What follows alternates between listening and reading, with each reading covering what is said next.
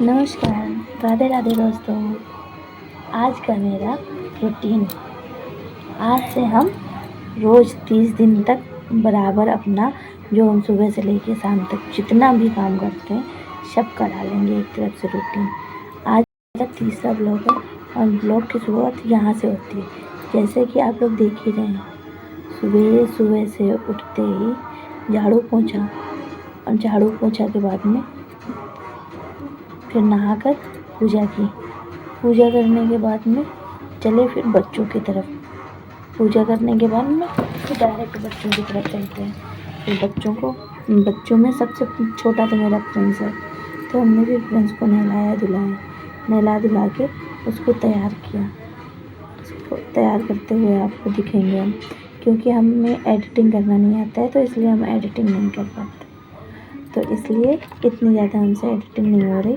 अभी हम सीख रहे हैं। ये देखिए, आप लोग देख सकते हैं हम प्रिंस को तैयार कर रहे हैं। प्रिंस को तैयार कर रहे हैं बहुत अच्छे तरीके से, क्योंकि वो स्कूल जाने में बहुत आनाकानी करता है, बहुत ज़्यादा करता है, सुबह उठता नहीं है। इसके बाद फिर चले हम लोग किचन की तरफ।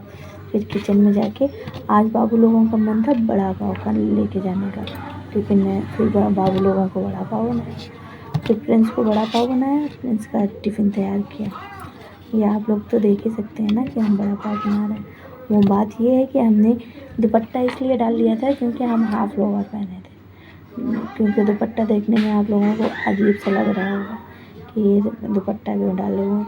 हमने हाफ लोवर पहना था तो इसलिए दुपट्टा डाल लिया था। बाबू का टिफ़िन तैयार किया। टिफ़िन तैयार करने के बाद में छोटे बाबू को हमने स्कूल भेजा। स्कूल हम लेके जा नहीं पाते हैं, उनके पापा जाते हैं क्योंकि स्कूल दूर है, तो उनके पापा वो देखो अपने पापा के साथ में स्कूल जाता हुआ। स्कूल जा रहे हैं, ये देखो बाय कर रहा है, इतनी दूर से बाय कर रहा है हमसे। बाय करके ये चला गया अपने स्कूल। अब नंबर आता है बड़े बाबू का स्कूल जाने का। बड़े बाबू मतलब मेरा बड़ा लड़का अंश मिस्टर का। फिर हमने अंश को जल्दी जल्दी नहला धुला के तैयार किया। तैयार करने के बाद में फिर उसके लिए टिफ़िन की तैयारी की। उसको नहलाने के बाद में टिफ़िन की तैयारी की। फिर उसको लेके जाना था। दोनों का अलग अलग स्कूल है तो अलग अलग टिफ़िन उसका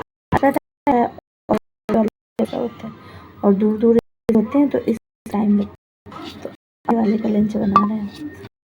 बड़े लंच बनाया, इसके बाद में उसको तैयार किया और फिर वो स्कूल जाने लगा। ये हम लोग स्कूल जा रहे हैं।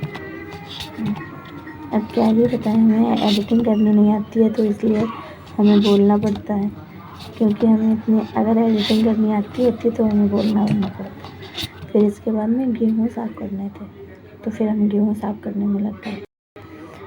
गेहूँ साफ़ किया करते करते दोपहर का टाइम हो गया। दोपहर का खाने का टाइम हो गया तो बाबू के पापा जो थे वो बहुत तेज गुस्सा होने लगे। तो फिर जल्दी फिर दोपहर का खाना वाना बनाया। तब तक बच्चे आ गए। बच्चों का होमवर्क, उनका खाना, उनका टिफ़िन, सब सफाई करना, वो सब काम किया, क्योंकि ये सब हमें पता नहीं था कि सब ऐड करना पड़ता है, तो हमने थोड़े से ही वो बनाए थे। बनाने के बाद में हमने सोचा कि इतने में ही हो जाएगा। हमें क्या पता था कि ढेर सारा इसमें पड़ता है, तो इसलिए हमने उतना ही बनाया। फिर शाम को चाय बनाते बनाते टाइम हो गया शाम के खाना का, तो फिर शाम को हमने खाना बनाया। खाना बनाने के बाद में फिर बच्चों को खाना वाना खिलाया। खाना वाना खिलाते उनका टाइम हो गया कि वो लोग आराम से सोएंगे आके लेट के। फिर बच्चों को खाना खिलाया, फिर आराम से उनके बिस्तर लगा दिया, फिर वो दोनों सो गए।